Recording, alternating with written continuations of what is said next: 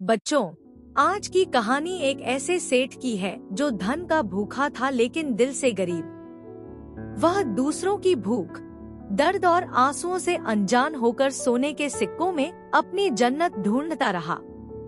लेकिन जब यमराज ने उसका हिसाब खोला तो सामने आया नर्क से भी बदतर सच। यह कहानी न सिर्फ भावनात्मक है बल्कि इसमें हमें 3 जरूरी बातें सीखने को मिलेंगी। जो तुम्हारे पास है वह किसी की जरूरत भी हो सकती है। हर इंसान के पास बदलने का मौका होता है, लेकिन हर किसी को दोबारा मौका नहीं मिलता। यमराज से कोई भाग नहीं सकता। राज्य के बीचों बीच एक विशाल हवेली थी। संगमरमर की दीवारें, सोने के खंभे और बाहर खड़ी पालकी जिसमें 4 सेवक बिना हिले डुले खड़े रहते थे। वहीं रहता था सेठ हरिराम। नाम तो हरि का था लेकिन कर्म ऐसे कि भगवान भी आंख फेर ले। उसके पास सब कुछ था, धन, जमीन, गहने, नौकर, बट दया नहीं थी। गरीब उसके लिए गंदगी थे और दान उसके लिए मूर्खता। गांव में सूखा पड़ा था, खेतों में दरारें थी, कुएं सूख चुके थे और लोग भूख से मर रहे थे। एक दिन एक बूढ़ी माँ कांपते हुए दरवाजे पर आई, बोली, सेठ जी, 2 दिन से कुछ खाया नहीं, बेटा बीमार है, थोड़ा अनाज दे दो। लेकिन हरिराम ने उसे दुत्कारते हुए कहा, जाओ मेहनत करो, मेरे पास फालतू अनाज नहीं है। बूढ़ी माँ ने कांपते होठों से कहा, सेठ, जिस दिन तेरा अंत आएगा सोने का ढेर भी तुझे नहीं बचा पाएगा। और वो चली गई। उसी रात हवेली में एक अजीब सन्नाटा था। हरिराम बिस्तर पर लेटा था लेकिन नींद नहीं आई। तीसरी रात को उसे एक भयावह सपना आया। नहीं, वह सपना नहीं, अनुभव था। कमरे की दीवारें काली हो गईं और सामने खड़ा था यमदूत। तेरा समय आ गया है, उसने कहा। हरिराम की सांसें तेज हो गईं। दरवाजे के बाहर सफेद फूलों की माला पड़ी थी। वो डर गया लेकिन अगले दिन फिर से लालच में डूब गया। गांव में उसी बूढ़ी माँ का बेटा भूख से मर गया। किसी ने कफन तक नहीं दिया। हरिराम की आखिरी रात आई। वह वाइन पी रहा था, नौकर पंखा झल रहे थे।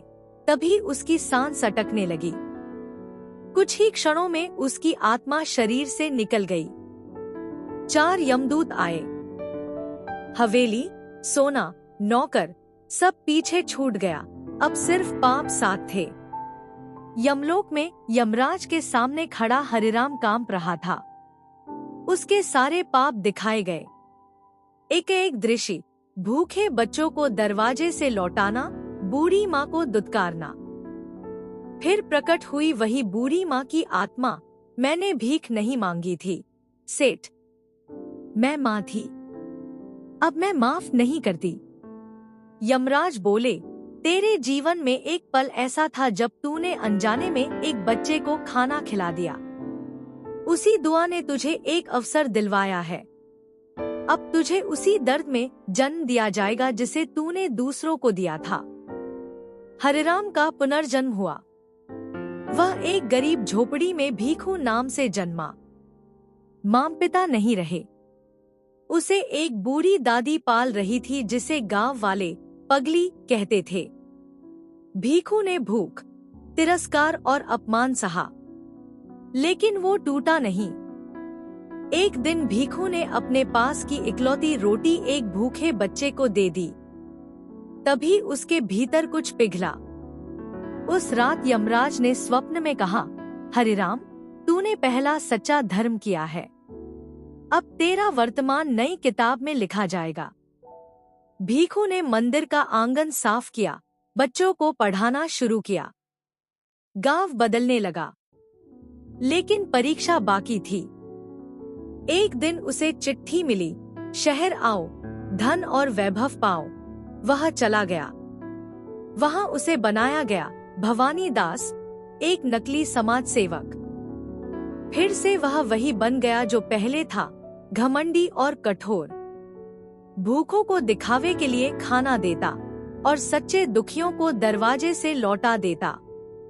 एक बार फिर वही माँ आई, बेटे की इलाज की भीख मांगती हुई, पर उसे धक्का देकर निकाल दिया गया। बेटा मर गया। उस रात फिर वही काला दरबार। यमराज बोले, यह तेरा अंतिम अवसर था, अब निर्णय अंतिम होगा। तभी उस दादी की आत्मा आई जिसने भीखू को बचपन में पाला था। बोली, वो पाप में लिप्त जरूर हुआ, लेकिन पापी नहीं बना। एक मौका और दो। हरिराम को अंतिम बार जीवन दिया गया। अब वह बना अनंत। एक गांव में जन्मा जहां उसने 14 साल की उम्र में मुफ्त भोजन केंद्र शुरू किया। अब वो भूख को मिटा रहा था, लोगों को पढ़ा रहा था। एक दिन वही व्यक्ति आया जिसने उसे भवानी दास बनाया था, अब बीमार और अकेला। अनंत ने उसे क्षमा किया और अपने हाथों से भोजन कराया। अब अनंत की आत्मा पूरी तरह जागृत थी। एक दिन फिर वही दरबार, वही यमराज, पर इस बार दरबार स्वागत में खड़ा था। यमराज बोले, हरिराम या कहो अनंत, तूने अपने कर्मों से मोक्ष प्राप्त किया है। अब निर्णय तेरा है, चाहो तो लौटो या मोक्ष प्राप्त करो। अनंत मुस्कुराया, आंखें बंद की और बोला, मुझे कुछ और नहीं चाहिए। बस यह प्रार्थना है कि हर बच्चा, हर भूखा, हर ठुकराया हुआ इंसान यह कहानी सुने ताकि उसे याद रहे, हर आत्मा में उजाला है। बस एक बार जलना सीख लो, रोशनी खुद फैल जाएगी। इस तरह सेठ हरिराम की आत्मा ने अंततः मोक्ष पाया। लेकिन यह अंत नहीं, एक स्मरण है कि हर जीवन में मोक्ष की संभावना होती है। फर्क बस इतना है, कुछ उसे पहचान लेते हैं, कुछ अनदेखा कर देते हैं।